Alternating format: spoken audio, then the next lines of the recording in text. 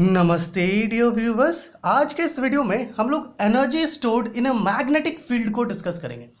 देखिए, इसके पहले हम लोगों ने देखा कि अगर कोई कैपेसिटर के बीच डाइलेक्ट्रिक को रख दे तो वो डाइलेक्ट्रिक कितना एनर्जी स्टोर करेगा, उस पर हम लोगों ने चर्चा किया था। बट आज हम लोग क्या देखने वाले हैं, किसी मैग्नेटिक फील्ड में, या फिर आप ऐसा कहिए एक इंडक्टर है, उस इंडक्टर के मैग्नेटिक फील्ड में कितना एनर्जी स्टोर्ड होगा। ओके, तो इस चीज़ को, इस पर जो भी सारा पॉइंट्स हम लोगों ने यहाँ पर लिख के रखा है, तो इस पर चलने से पहले हम लोग एक चीज़ को थोड़ा समझ लें।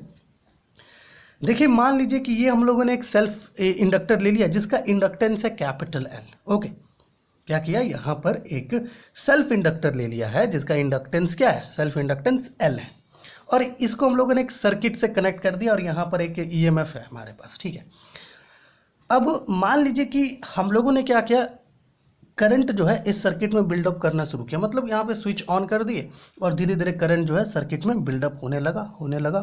ठीक है, तो आपको पता है इस इंडक्टर्स के चारों तरफ और अंदर क्या होगा, मैग्नेटिक फील्ड प्रोड्यूस होगा।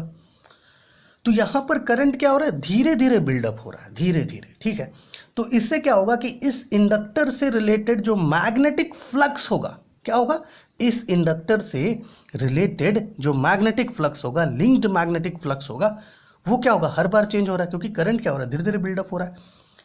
तो मैग्नेटिक फ्लक्स जब यहाँ पर हर बार चेंज होगा तो होगा क्या, ये जो इंडक्टर है, इस इंडक्टर में एक ईएमएफ इंड्यूस होगा, जिस ईएमएफ को हम लोग बैक ईएमएफ कहते हैं। क्या कहते हैं, बैक ईएमएफ। ओके, यहाँ पर एक ईएमएफ इस इंडक्टर में इंड्यूस होगा, that EMF is called back EMF. Okay, और ये बैक ईएमएफ क्या करेगा, ये करंट जो इधर फ्लो कर रहा है उसको अपोज करेगा, या ऐसा कह सकते हैं जो चार्जेस यहाँ फ्लो कर रहा है उसको अपोज करेगा।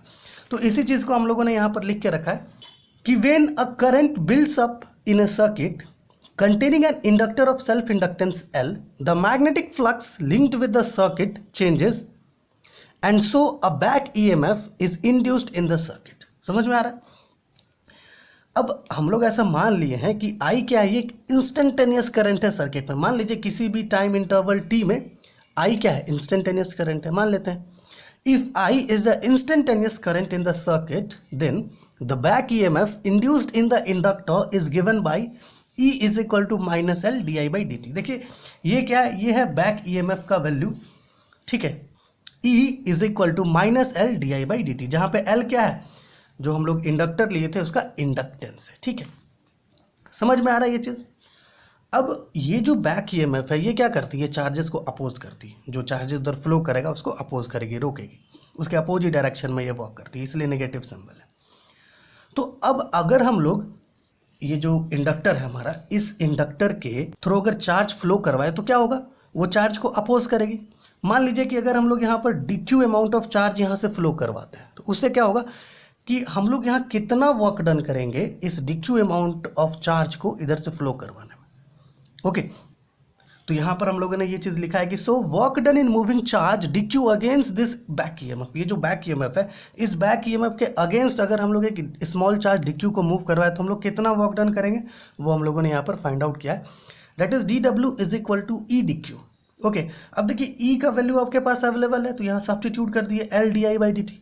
अब आप कहेंगे नेगेटिव सिंबल क्यों नहीं यूज़ किए, तो नेगेटिव सिंबल यहाँ पर हम लोग इसलिए यूज़ नहीं किए क्योंकि यहाँ पर ये नेगेटिव सिंबल इसलिए यूज़ किया जाता है ताकि हम लोग ये दिखा सके कि ये ईएमएफ क्या है, अपोजिट डायरेक्शन में वर्क कर रही है, जिस डायरेक्शन में करंट फ्लो कर रहा है। ठीक है ना, अब देखिए यहाँ पर DI की जगह पर DQ ले आए और DQ की जगह पर DI ले आए। यहाँ पर देखिए आप L DQ by D T DI। अब DQ बाई डी टी क्या होता है, ऑब्वियस सी बात है, करंट होता है, तो यहाँ पर लिख सकते हैं DW is equal to LI DI। अब स्मॉल चार्ज DQ को इस बैक ईएमएफ के अगेंस्ट मूव करवाने में हम लोग कितना वर्क डन कर रहे हैं, DW is equal to LI DI। तो ऑब्वियस सी बात है, टोटल करंट जो हम लोग बिल्ड करेंगे, मान लीजिए वो इंस्टेंटेनियस करंट I है, तो करंट को 0 से I तक ले जाने में हम लोग टोटल कितना वर्क डन करेंगे, वो हमें पता चलेगा जब हम लोग इसको बोथ साइड्स इंटीग्रेट करेंगे, और वो इंटीग्रेशन हम लोगों ने यहाँ पर किया है।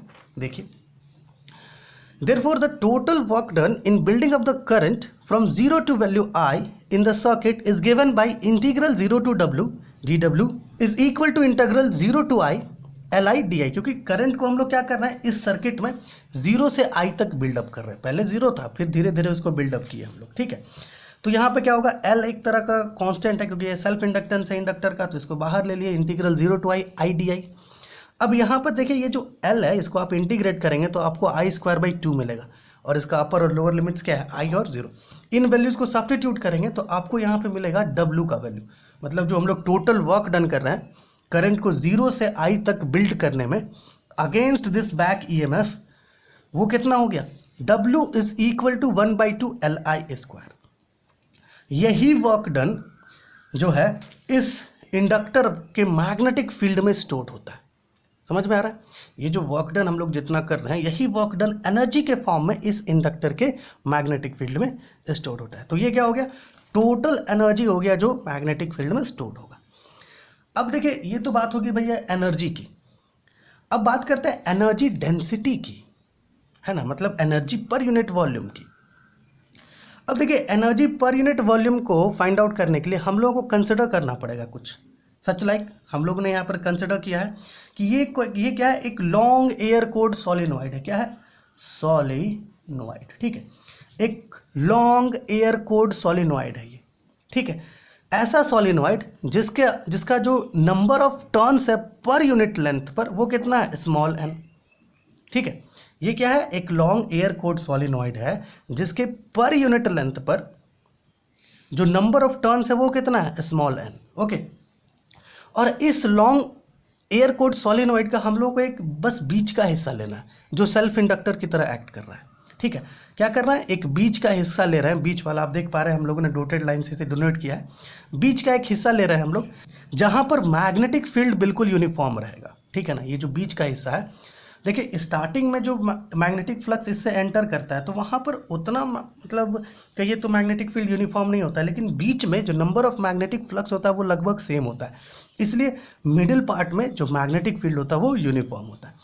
तो हम लोग क्या कर रहे हैं, मिडिल पार्ट ले रहे हैं, उस मिडिल पार्ट का लेंथ कितना है, L, और इस सोलिनॉइड का क्रॉस सेक्शनल एरिया कितना है, A।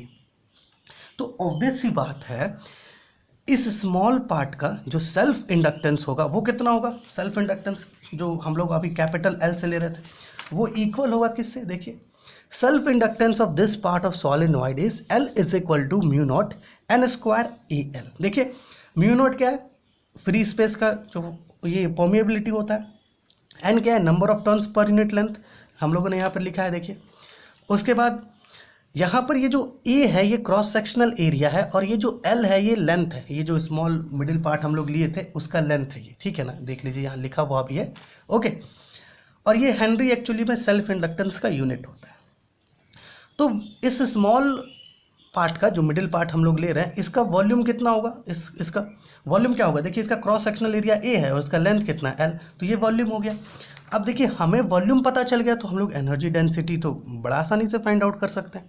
तो हम लोगों ने लिखा है volume of this small part is AL, तो therefore energy per unit volume क्या हो जाएगा, mu is equal to 1/2 LI square. ये क्या है, ये टोटल एनर्जी है जो स्टोर्ड है उस स्मॉल पार्ट में, डिवाइडेड बाई द AL, जो मतलब क्या कहा जाए वॉल्यूम जो है। अब देखिए L का वैल्यू क्या है आपके पास, mu naught N square AL, इनके वैल्यू को यहाँ पर सब्स्टिट्यूट कर दिए, ठीक है। तो अब देखिए यहाँ से ये AL और AL दो को कैंसिल हो जाएगा, तो हमारे पास क्या बचेगा, 1/2 mu naught N square I square, ठीक है। तो ये क्या हो गया, ये हो गया एनर्जी पर यूनिट वॉल्यूम, जिसे हम लोग एनर्जी डेंसिटी का नाम देते हैं, ठीक है। तो आशा आपको ये चीज़ समझ में आ रहा होगा अच्छे से, ठीक है।